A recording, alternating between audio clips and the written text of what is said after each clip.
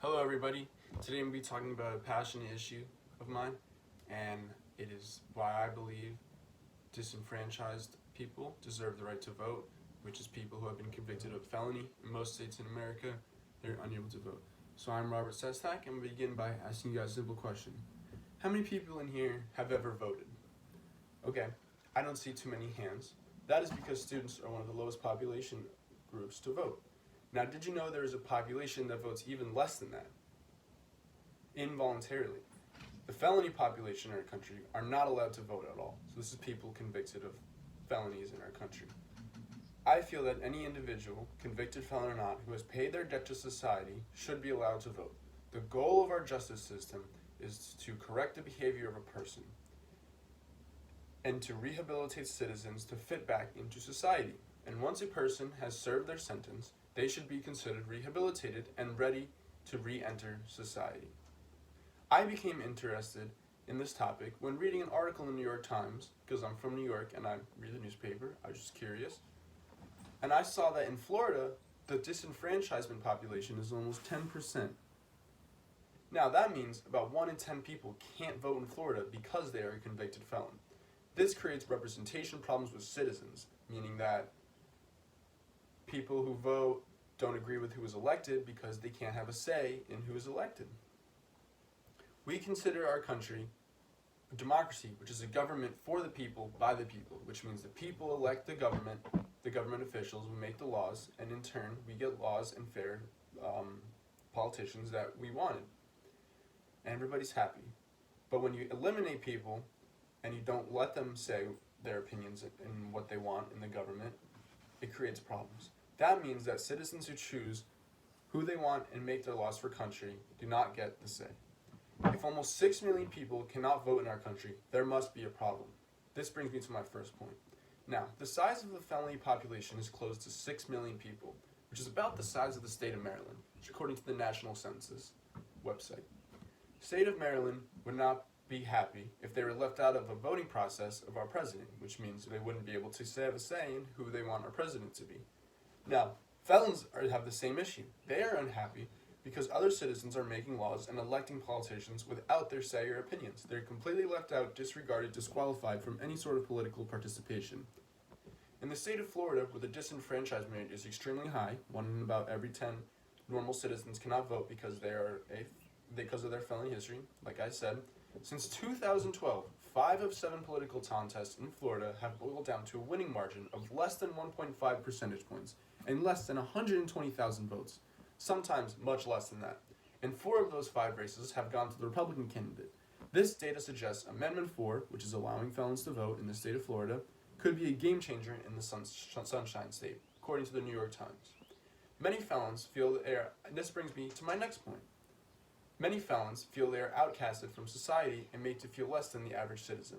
One disenfranchised felon describes the mental struggle of being classified in the disenfranchised population. One woman, identified as Cozad, expresses her discontent with the current situation and her desire to see a change in the voting process. It would mean the world to me to see something like this. Cozad, who's 54, said of automatic restoration. It would make a convicted felon feel as if they belong in society once again. This is from Dr. Clayworth of the Des Moines Register, which is a newspaper.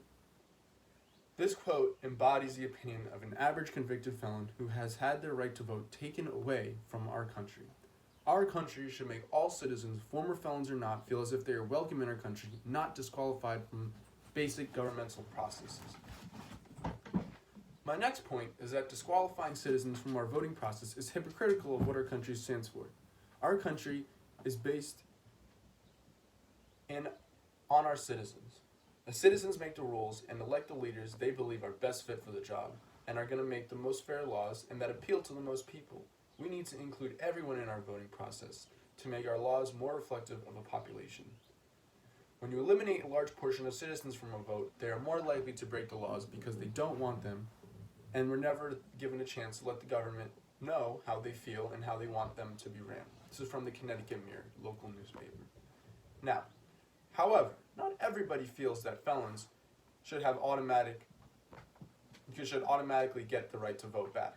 Some people that they say that they believe that that they should never be able to vote again, and that they should have to wait longer than normal. Should have to wait longer than normal to have their voting rights reinstated. An article titled "Should Felons Be Allowed to Vote?" argues by Edward Fesser that letting felons to vote is wrong. The most prevalent point is that Democrats have lost many recent elections and want to expand their party by allowing felons to vote, so they will vote Democratic. So, quote, after 3 national electoral defeats in a row, the Democrats need to enlarge their base. If that means reaching out to lock in the pedophile and the home invader, so be it. Many Republicans have spoke on this issue.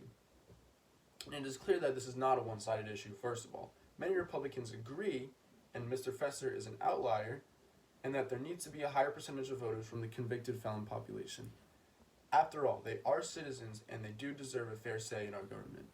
I would argue that Mr. Fesser is wrong because everyone deserves the God-given right to vote. It is what our country stands for, and if you live in this country and have not committed an unforgivable crime such as murder, you deserve the right to vote because you are a tax-paying citizen. This point of view has many flaws in it.